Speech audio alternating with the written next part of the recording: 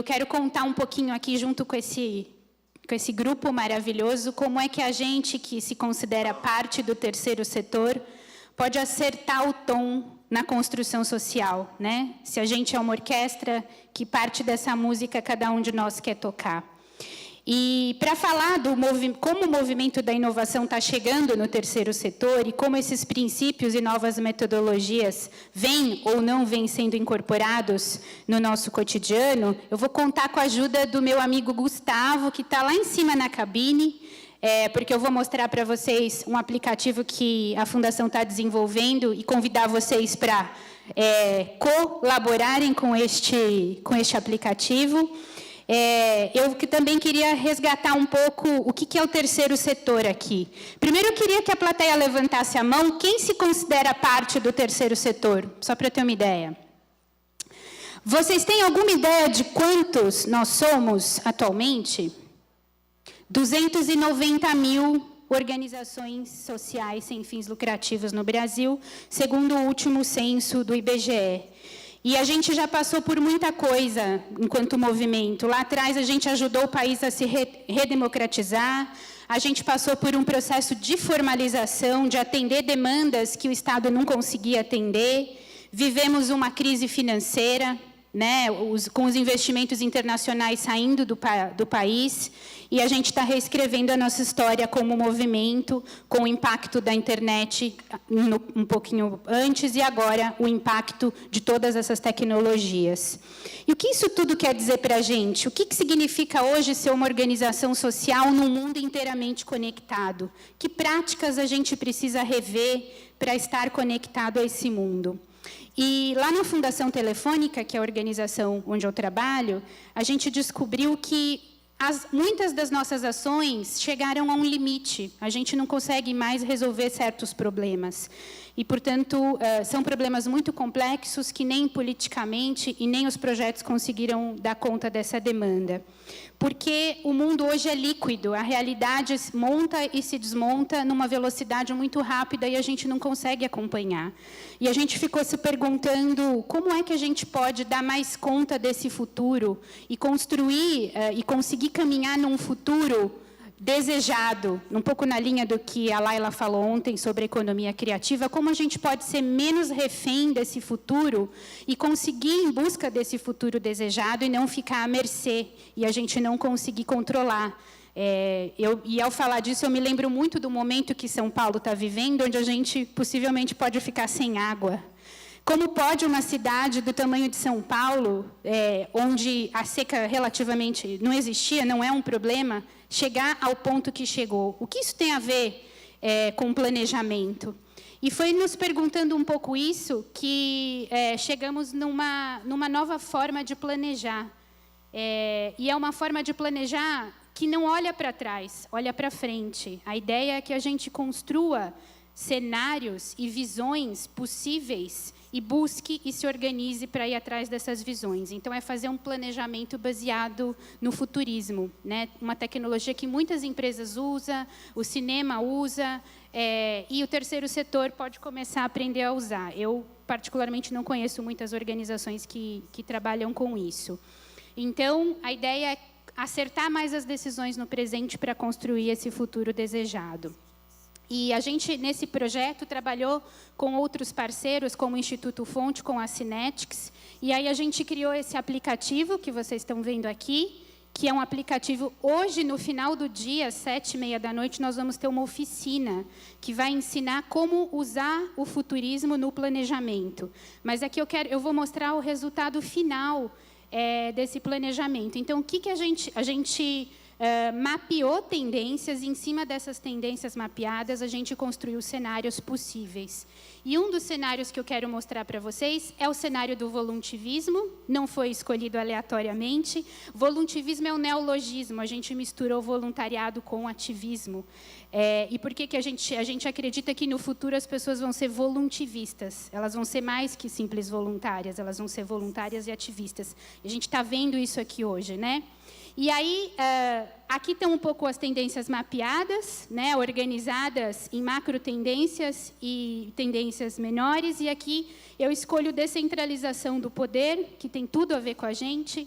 Na descentralização do poder, a gente mapeou várias iniciativas que estão aqui, não são só iniciativas do mundo, são iniciativas do Brasil também. Então, tenho nomes que eu vi que estão aqui desde ontem.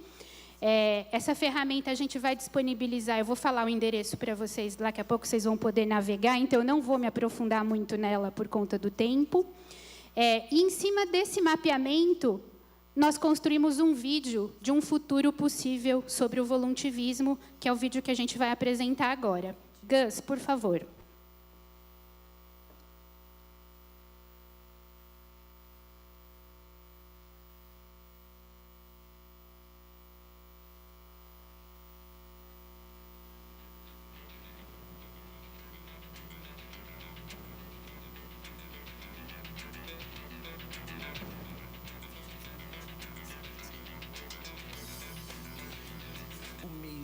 Se espalha.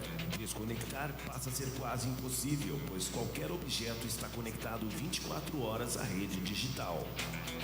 O que parecia ser um despretensioso plugin digital das coisas acaba se tornando o epicentro de uma revolução sem precedentes. A inteligência das multidões passa a ser chamada de o novo cérebro artificial do mundo, e a sociedade começa a ganhar consciência dos efeitos de seus atos. Paralelo a este movimento, forma-se uma nova leva de cidadãos digitais capazes de dialogarem no ciberespaço e de agirem como células ativas na sociedade, ressignificando de vez o voluntariado e criando a era do voluntivismo.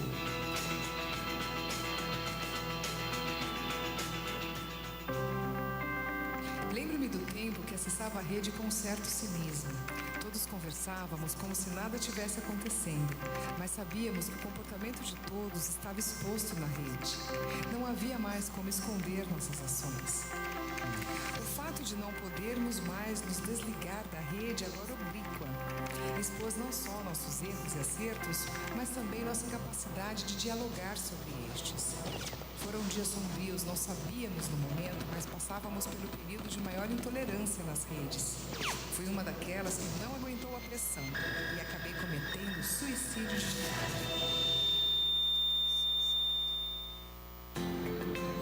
O tempo passou e aprendemos com os erros.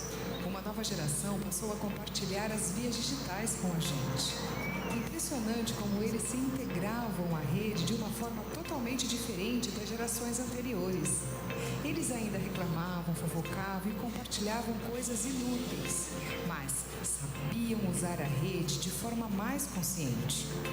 Alguns diziam que eles eram assim por serem frutos de uma nova autoeducação totalmente inserida nesse modelo digital. Eles deram o pontapé inicial no voluntivismo, resolveram tomar partido da confusão criada por nós e passaram a utilizar a rede para resolver pequenos problemas que perturbavam a todos no dia a dia. Eles aprenderam a acessar o cérebro do mundo para resolver o que parecia ser impossível e, com isso, restabeleceram o equilíbrio mental do ciberespaço. Aos poucos, pequenas ações reais de mudança tomaram ruas. Foi pouco tempo para chegar aos bairros e municípios, crescendo de forma viral em todo o país. No final, ninguém podia dizer que o movimento voluntivista era uma modinha que chamava atenção para a cidadania. Hoje somos todos cidadãos ativos. Não existe mais diferença entre ações digitais e analógicas. Entendemos a grande diferença do uso do livre-arbítrio e exercemos nossos direitos e deveres civis, políticos e sociais, estabelecidos na nova Constituição. Passamos a exercer a cidadania e a ter consciência coletiva dos nossos atos. Mais do que isso, passamos a lutar contra os maus hábitos e a agir. Levou tempo, mas vivemos a primeira eleição totalmente digital do mundo. E espero que a figura do meu vizinho possa ser eleito o secretário do bairro neste ano.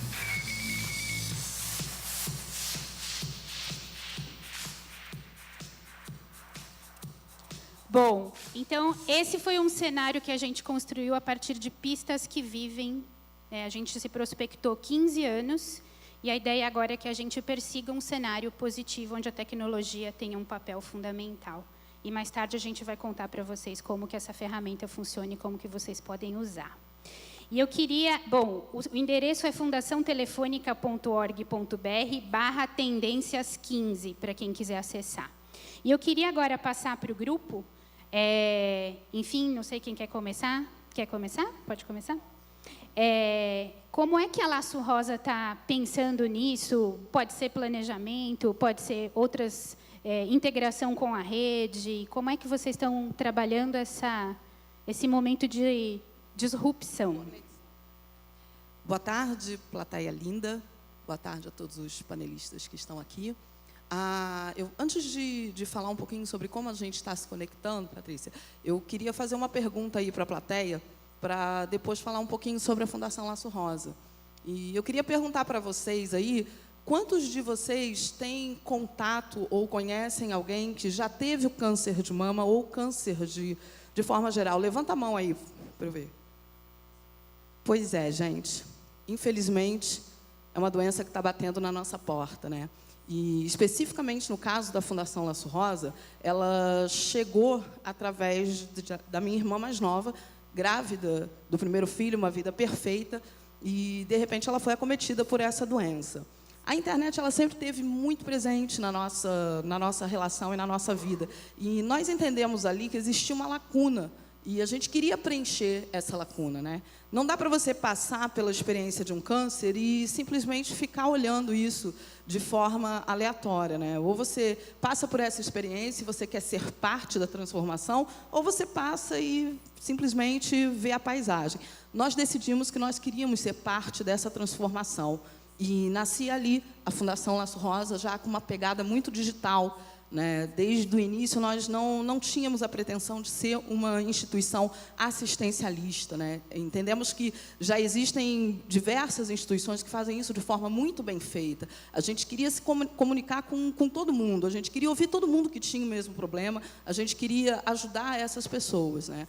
E nós usamos a rede e criamos o nosso primeiro programa há 3 anos atrás, que é o Banco de Perucas Online, e esse programa é só a pontinha do iceberg. Através desse programa, a gente doa peruca pela internet, para qualquer lugar do país, para pacientes com qualquer tipo de câncer. E dentro das nossas caixinhas mágicas, esses pacientes, na verdade, eles recebem um pouquinho de autoestima, um pouquinho de solidariedade e muita informação, né? E informação é o que a gente tem de melhor, informação é o que vai fazer toda essa diferença. E eu queria compartilhar com vocês agora um vídeo que fala um pouquinho sobre isso.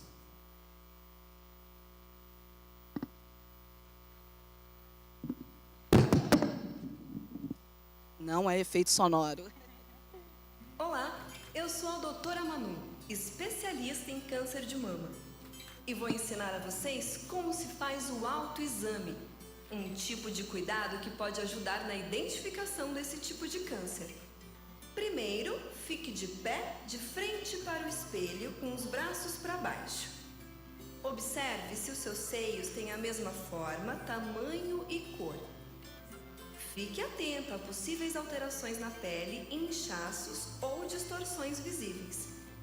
Depois, levante e abaixe os braços lentamente por 3 vezes. Veja se, com o movimento, você percebe alguma alteração no contorno dos seios. Quando terminar, coloque as mãos no quadril e faça uma pequena pressão. Continue atenta a possíveis alterações na mão. Agora, vamos para a última parte do autoexame, a palpação. Deite-se e encaixe uma almofada nas costas. Depois, coloque o braço esquerdo atrás da cabeça. Com a mão direita, apalpe o seio esquerdo, fazendo uma pressão considerável com a ponta dos dedos. Comece fazendo movimentos circulares, indo da periferia para o centro da mão. Depois, faça movimentos horizontais e verticais. Em seguida, aperte suavemente o mamilo e verifique se alguma secreção vai sair dele. Para terminar, abaixe os braços e apalpe as axilas. Depois, faça o mesmo procedimento no outro lado do corpo. É recomendável que você repita a palpação durante o banho, porque com as mãos ensaboadas, você aumenta a sua sensibilidade no toque. Assim como manter hábitos saudáveis, o autoexame também é um cuidado muito importante e deve ser feito após o período menstrual. As mulheres que já estão na menopausa devem eleger o mesmo dia do mês para fazer o exame. É importante ressaltar que ele não substitui uma consulta com um ginecologista e nem o exame de mamografia. Pronto, sua consulta já está encerrada. E agora, você decide o quanto quer pagar por ela. Você pode pagar tweetando ou compartilhando no Facebook, para mais pessoas se consultarem comigo. Ou ainda, doando para Laço Rosa. Ou, se quiser, as 3 opções. Beijo rosa para vocês. Fundação Laço Rosa. Dentro de você, nada é maior que a vida. Obrigada. E é dessa forma que a gente se conecta, né? A gente usa as redes para falar com essa geração que está aí e para transmitir o nosso recado, né? É uma organização conectada com voluntivistas dentro, como a gente acabou de ver. Muito legal o trabalho. Parabéns, Marcela. Obrigada.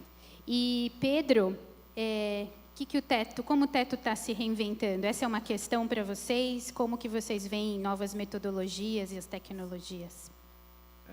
Primeiro, boa tarde a todas, boa tarde a todos. Bem, para aqueles que não conheciam o teto ou ainda não conhecem, o teto é uma organização da sociedade civil que nasceu no Chile, em 97, e hoje está em 19 países, trabalhando pela superação da pobreza. A gente trabalha em assentamentos precários, né, em favelas, junto com esses moradores, né, dessas regiões, horizontalmente, desenvolvendo diversos projetos de desenvolvimento local ali. Sobre o advento das tecnologias, novas mídias e tudo mais, é mais do mesmo, mas acho que tem alguma coisa diferente do que a gente faz. Assim. Todo mundo sabe que é uma conversa, né? Agora todo mundo é produtor de conteúdo. Você não tem um canal onde você fala, você tem um canal onde você conversa. E o que a gente está tentando fazer é que essa conversa não pare no time de comunicação, assim. Que essa conversa sirva como um diagnóstico, como um norte do nosso trabalho mesmo. Então, hoje, a gente está no período já de fechar o nosso planejamento para 2015 e 2016. E grande parte de informações que a gente tira é dessa conversa que a gente gera com os nossos públicos. E acho que, além de escutar, né, ver os números, as métricas e tentar entender o que está acontecendo, a gente tem tentado usar da maneira mais simples, na essência que é esse meio digital e as tecnologias, da maneira mais impactante possível, assim. Então, a gente usa também os nossos canais para conscientizar, para denunciar, para falar um tema que acho que, como câncer, poucas pessoas gostam de falar, que é a pobreza. Acho que ninguém aqui se falaria, eu sou responsável pela superação da pobreza, assim, e é uma coisa que todo mundo tem que ser. E a gente tem tentado trabalhar o máximo possível para entender essa troca, né? E é muito legal, eu ainda não tenho dados, não tenho informação, mas eu tenho visto um movimento muito bacana que ontem alguns até me criticaram pela pergunta que eu fiz no Twitter ontem pro pessoal que estava aqui, o Pedro Marcum respondeu até meio bravo, falando, não, a periferia está conectada. E agora quanta capacidade ou quanta capacitação eles têm para saber usar essas ferramentas, a gente vê cases sensacionais, mas a gente ainda vê que falta muita coisa. E da nossa filosofia de trabalho, a gente trabalha muito ouvindo a comunidade e tratando os problemas, as prioridades de problemas com o que eles apontam, com o que eles acham, com o que eles veem. E a inclusão digital hoje não é um tema que está longe de ser, né? Se você não tem saneamento básico, não tem acesso à água, à alimentação, à eletricidade, a uma habitação digna, a inclusão digital vem muito atrás, né? E acho que só para trazer um exemplo, para não tomar muito tempo, eu queria pedir para dar play no vídeo que eu trouxe de uma campanha que a gente fez, que acho que mostra um pouquinho de como ações simples podem ter um grande impacto em causas sociais.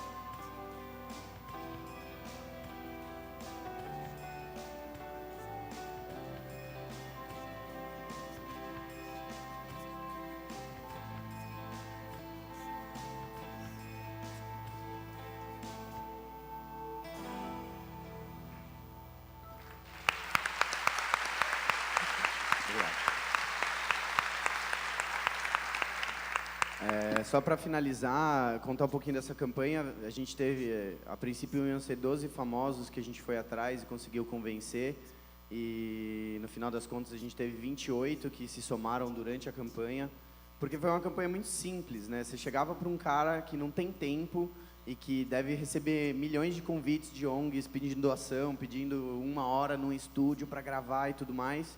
E a gente falou assim, eu só preciso da sua senha do seu Instagram, eu assino o que for, o seu João, a dona Maria vai tomar conta, pode deixar, confia na gente. Não ia impactar em tempo, não ia impactar em dinheiro, eles ficavam quase sem graça de falar não, né?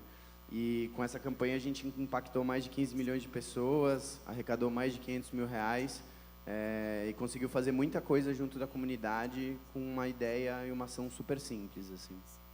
Muito legal. Adorei a ideia do Invisigram. Parabéns, uma sacada genial e muito alinhada ao que eu acho que a gente está discutindo aqui. E aqui eu queria convidar o Fernando para falar um pouco como o Instituto Elos está se vendo nesse momento, e como essas metodologias e novas formas de atuar nesse mundo como organização conectada têm impactado o Instituto. Legal. Alô? Primeiro, eu queria muito agradecer estar nesse painel aqui, que o Teto, para mim, foi uma grande escola. Sou voluntário do Teto desde 2008 e muito que eu aprendi está lá. E também do Laço Rosa, tive uma conversa muito boa com ela ontem, e a tecnologia funcionando, meu avô já está cadastrado, e espero receber a minha cestinha em casa. Vai receber. E, bom, eu quero falar um pouco, né? O Elos é uma organização que nasceu em Santos, está fazendo 15 anos de história. A gente trabalha com desenvolvimento social comunitário, né? O que guia o Elos hoje é uma metodologia criada pelo Elos de realização de sonhos coletivos e mobilização cidadã. E essa metodologia, a gente acaba utilizando ela para todos os produtos e serviços do Instituto Elos. E basicamente bem rápido, acho que não dá para trazer muito sobre ela, mas são 7 passos: olhar, afeto, sonho, cuidado, milagres, celebração e revolução. E é nesse processo que a gente do Instituto Elos acredita que a gente pode sim transformar e construir o melhor dos mundos, né? E a gente é muito ligado também, muito conectado, todas as pessoas que são do Instituto, né, da comunidade que também devem estar assistindo aqui, pelo propósito do Elos. A gente tem isso muito claro para a gente. A nossa principal tecnologia que a gente utiliza é o offline, né? A gente precisa a nossa tecnologia é o relacionamento, porque se a gente vai falar sobre sonhos, o meio digital, né, não ajuda nessa comunicação para o sonho. Então a gente usa muito da nossa principal tecnologia é o relacionamento entre pessoas. né? É o elo entre um e o outro, o elo entre um vizinho e o outro, que não se conheciam, que passam a se conhecer, criam amizade, laços, para ponto de realizar próximos sonhos e sonhos mais profundos e mais duradouros e longos, né?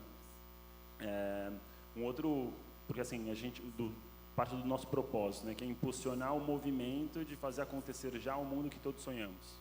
E estar aqui nesse evento, a gente está impulsionando esse movimento. Tá junto com vocês aqui, a gente está impulsionando esse movimento de acontecer já, né? A gente tem essa questão da urgência. E o Elos, ele criou um programa, né, que fomenta muito essa... para a gente disseminar um quanto mais dessa metodologia, né, dessa ferramenta de realização de sonhos coletivos, que é o Guerreiro Sem Armas, que o Edgar comentou, que é um programa que reúne 60 jovens, 60 jovens não, porque daí parece que eu sou velho, não pode falar isso, lembrei de ontem, verdade. E são 60 pessoas que estão por aí, que estão com a urgência de fazer acontecer, que precisam de uma ferramenta nova, mas que vão passar 30 dias juntos para aprender essa metodologia e voltar para casa com um multiplicador dela. Ela, sem contar o contato com outras metodologias colaborativas, né, e própria vivência da diversidade do grupo, né? E a gente tem para isso um programa que é o processo seletivo do Guerreiros, é o Caminho do Sim, né, que isso sim a gente precisa muito pela tecnologia, porque hoje grande parte da divulgação do Guerreiros acontece muito boca a boca, pessoas de um guerreiro para outro. Eu sei que até que tem guerreiros, um guerreiro que já foi e alguns guerreiros aí que vão ser na próxima edição, em julho de 2015. E o Caminho do Sim, ele é um jogo online virtual, um jogo da vida real, que a gente chama, que são várias tarefas que as pessoas respondem online simultaneamente. Então tem pessoas do mundo todo jogando simultaneamente, né? Então num processo de construção de redes entre eles e laços para próximas ações e ações durante o programa, né? E hoje a gente está criando uma plataforma de ambiente único para reunir todos os participantes que antes eram por blog, um sistema muito manual para a gente. E hoje a gente está criando esse espaço, né, de encontro para uma troca mais de confiança entre os participantes e que a gente consiga também ter um controle e uma avaliação melhor do processo do Caminho do Sim. Eu convido vocês, quem quiser falar mais sobre o Guerreiros, ou o próprio Oasis, ou o Instituto Elos, eu estou aqui à disposição, gente. Obrigado.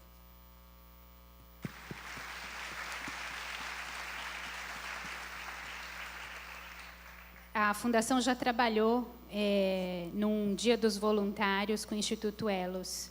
E eu acho que o que vocês têm de inovador é a metodologia de envolver as pessoas e de envolver a comunidade. Então, eu lembro bem disso, foi muito impactante. E eu queria saber, Vanessa, se temos perguntas, que eu estou vendo que você já sentou aí. Temos perguntas. Tá funcionando? Tá, né? Desculpa, gente.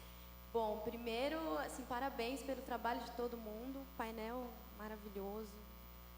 Eu conheço o Teto também há muito tempo, o Laço Rosa, seu trabalho também. Bom, seguinte, na rede o pessoal compartilhou bastante os vídeos que vocês colocaram, a conversa girou em torno, basicamente, dessa parte toda do ativismo digital, de como usam as ferramentas, né, para engajamento. E a gente tem uma pergunta aqui, que é do Bookshare.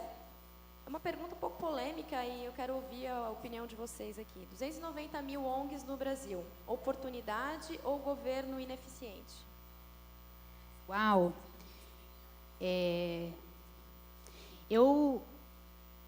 Enfim, sem julgar, né? Não dá para a gente entrar em julgamento aqui. Eu não acredito que exista um governo capaz de resolver todas as questões, né?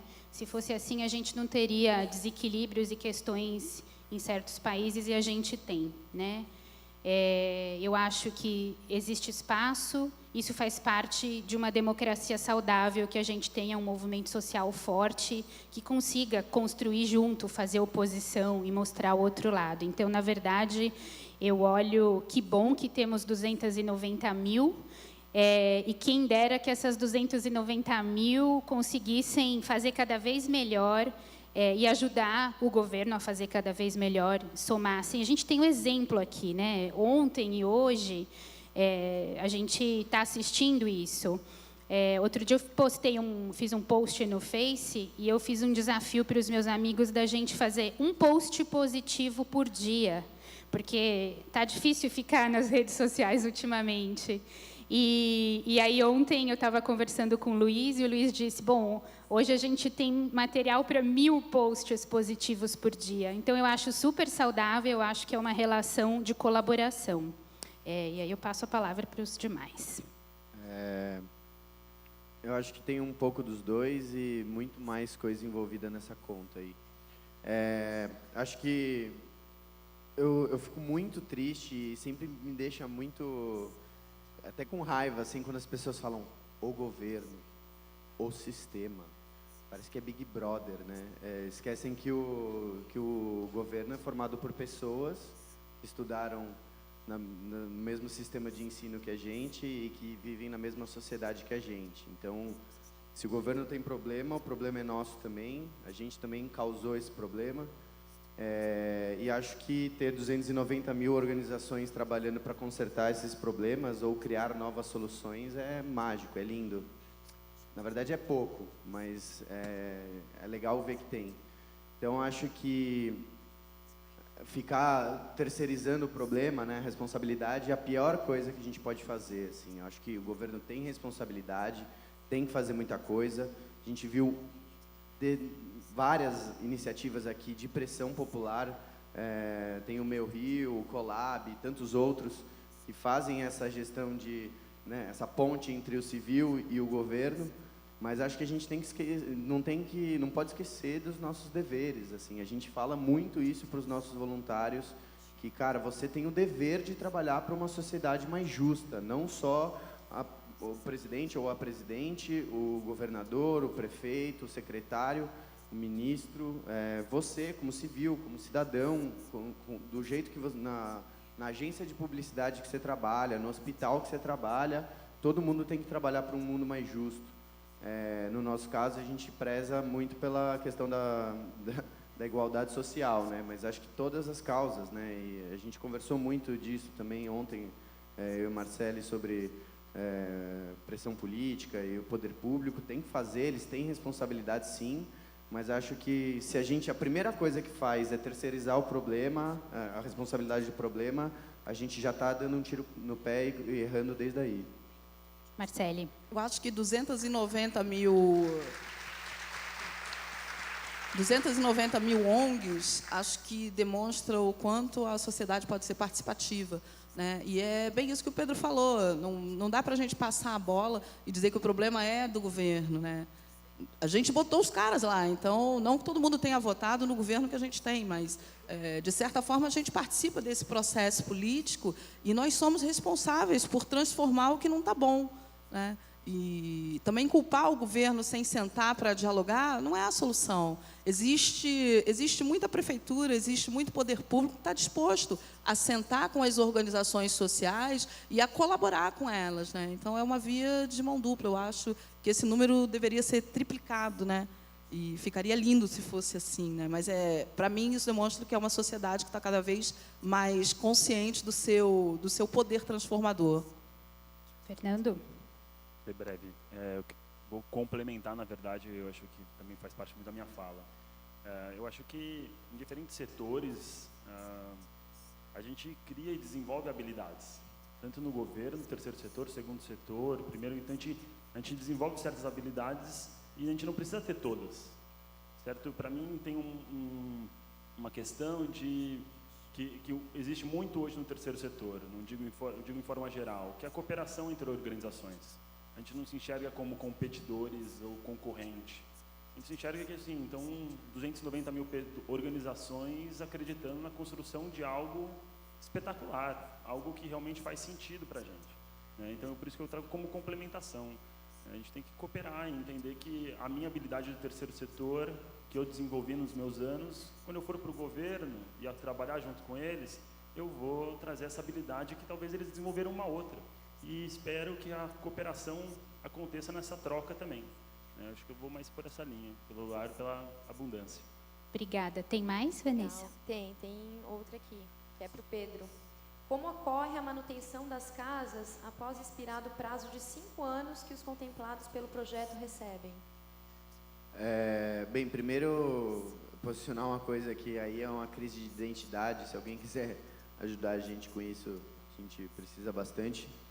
O Teto não é uma ONG que constrói casas, apesar do nome.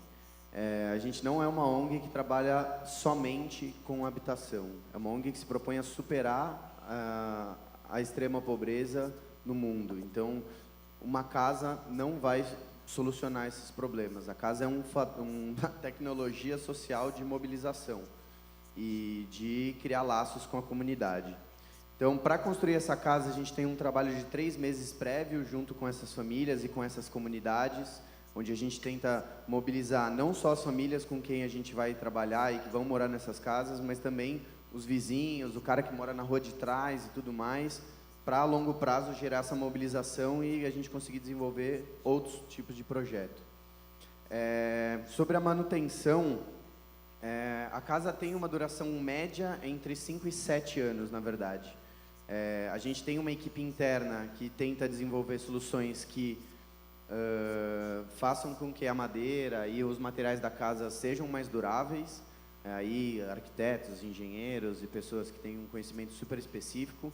A gente tem uma parceria com a Universidade de Cambridge, da Inglaterra, também visando ter projetos mais sustentáveis e mais duráveis, mas a função da casa é que ela não seja uma solução definitiva mesmo. Assim, a ideia é que, com esse tempo, a família consiga ter mais tranquilidade para buscar novas soluções para outros aspectos da vida que ela precisa melhorar a qualidade de vida dela. Então, a casa é feita para não durar para sempre, ou 15, 20, 30 anos, assim, exatamente para criar essa mobilização de falar, olha, a gente está junto com você construindo uma casa, mas uma hora ela vai cair, uma hora ela não é a solução definitiva, para que ela se movimente e continue trabalhando, galgando novos degraus no desenvolvimento. Legal. Tem mais alguma?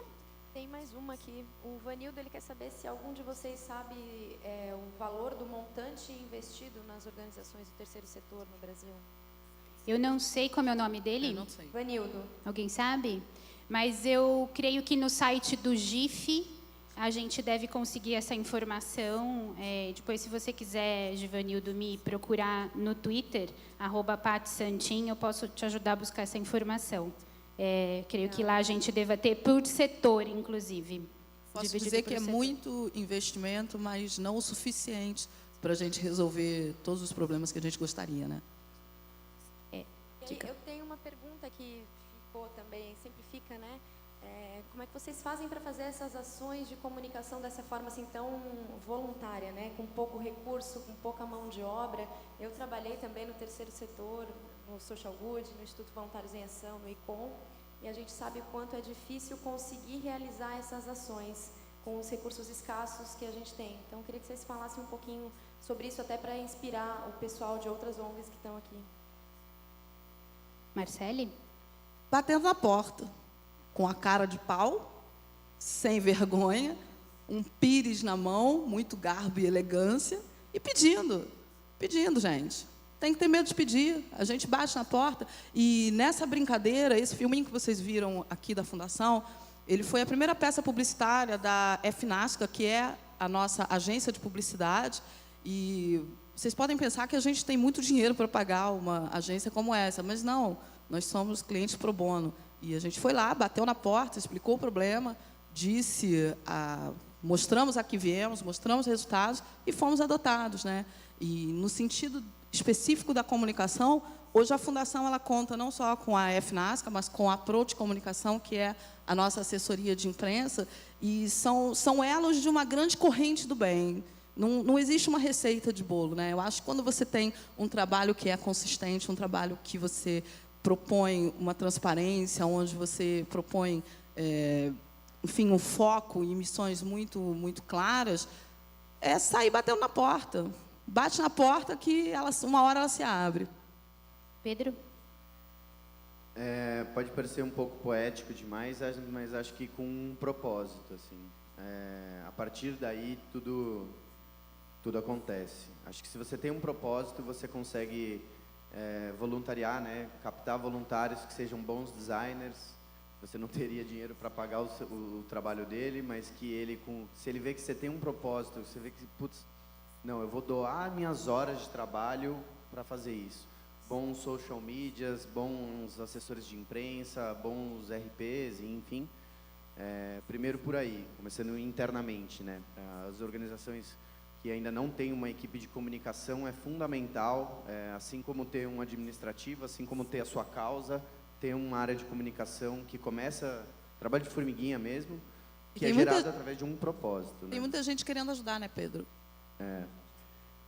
Aí, realmente, batendo na porta, a gente também conseguiu ter 2 parcerias bem importantes aí do mercado de comunicação. A gente tem como agência de publicidade a Young & Rubicon também, e a Burson Marsteller, que também nos ajudam com o trabalho de RP e assessoria de imprensa.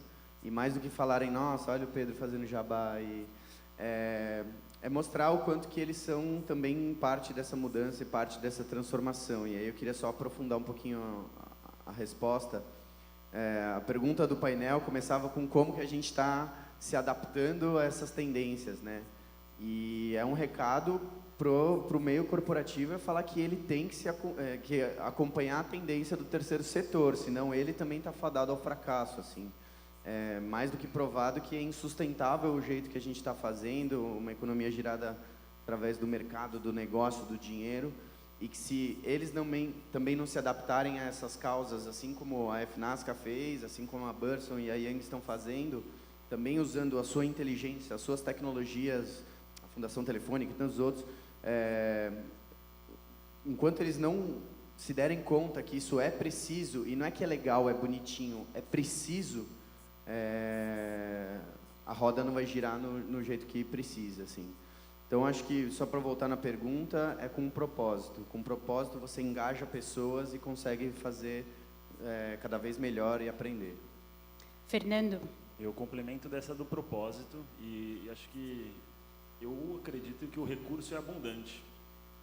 Tem muito recurso disponível, gente. Eu acho que a gente tem que criar as nossas estratégias de bater na porta, linkar com propósito, parceiros, mas um lema muito do Elos é fazer acontecer.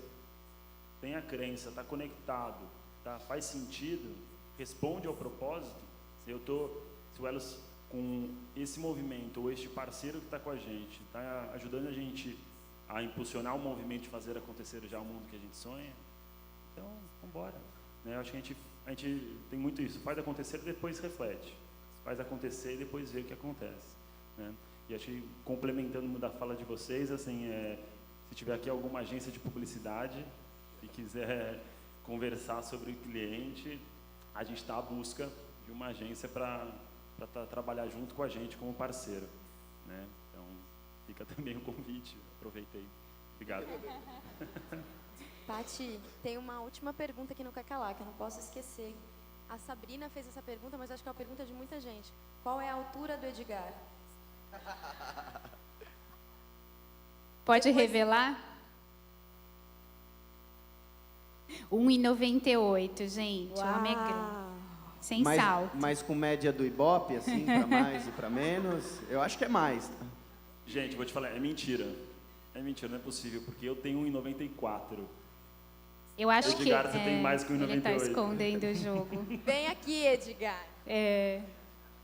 Gente, enquanto o Edgar vem subindo, nós temos 4 minutos, eu quero já caminhar para o encerramento. Eu acho que muito do que a gente discutiu só reforça e demonstra como o mundo está mudando e a velocidade com que ele está mudando. E o terceiro setor, o primeiro, o segundo, todos vão ter que se adaptar a essas mudanças. E eu acho que a tendência muito forte que vem vindo são organizações menores que têm causas muito específicas, como o Laço Rosa, como vocês aqui apresentaram, e que atuam muito de uma forma conectada com as outras organizações sociais e na rede. Eu acho que os exemplos que você trouxe, Marcele, do vídeo, me lembrou muito do livro da Beth Kanter, Organizações Sociais Conectadas, que fala sobre as organizações sociais conectadas e o quanto que isso reflete, inclusive, na forma de como essa organização ela é fisicamente, né? Na hierarquia, enfim. Então, é uma mudança que não tem retorno. Isso significa uma mudança para as empresas também, né? E significa uma mudança para a Telefônica Vivo, significa uma mudança para a Fundação. Um pouco o jeito que a Fundação está tentando se reinventar é se projetar nesse futuro e construir esse futuro que é o desejado, né? Que papel essa Fundação Empresarial tem, que papel o governo tem, que papel as demais organizações têm. E eu acredito muito nisso do sentido e do propósito, né? E como fundação privada, eu posso dar um depoimento que é muito ruim quando as organizações vêm nos buscar somente como se a gente fosse um saco de dinheiro. Nossa, né? eu juro que ontem eu pensei em falar isso. Que as empresas já estão deixando de ser, como a Telefônica e outras, mas as outras que ainda não se ligaram, tem que parar de se ver como tio Patinhas, né? Tem que começar a pôr a mão na massa, a construir propostas em conjunto, a construir ideias em conjunto. A cocriar, né? A cocriar, exatamente. Então, isso. todo esse movimento crowd de cocriação. Então, eu acho assim, a gente não é o cofre do tio Patinhas, em definitivo. A gente, assim como vocês, batalha por orçamento todo ano e é muito difícil sustentar. A gente também está pensando em novas formas de captação. Então, o convite posso falar como fundação privada, nos envolvam no sonho. Nós também somos parte do sonho da solução. A gente também tem expertise nos temas e coisas para levar, né? Então, é uma mão de mão dupla essa relação, né? E eu acho legal a gente refletir nisso aqui, porque às vezes acontece, né? Claro, a gente está num grupo, eu sinto que a gente está evoluindo nesse tema. Então, isso só para concluir que acho um toque importante. Não sei se alguém tem uma consideração final a fazer. Eu queria só complementar, quando eu disse bater na porta com a cara de pau e a coragem, isso não é uma tarefa fácil não, tá, gente? Isso exige planejamento e estudo. Né? Não é só você chegar lá com a sua boa vontade, é exatamente isso. Para você envolver uma empresa, para você, enfim, ter esses parceiros conectados com você, sonhando o seu sonho, você precisa ter embasamento, né? A coisa precisa ser real, ser profissional, né? Gente, nosso tempo acabou. Eu agradeço a todos os presentes aqui, agradeço a plateia. Obrigada por quem mandou perguntas.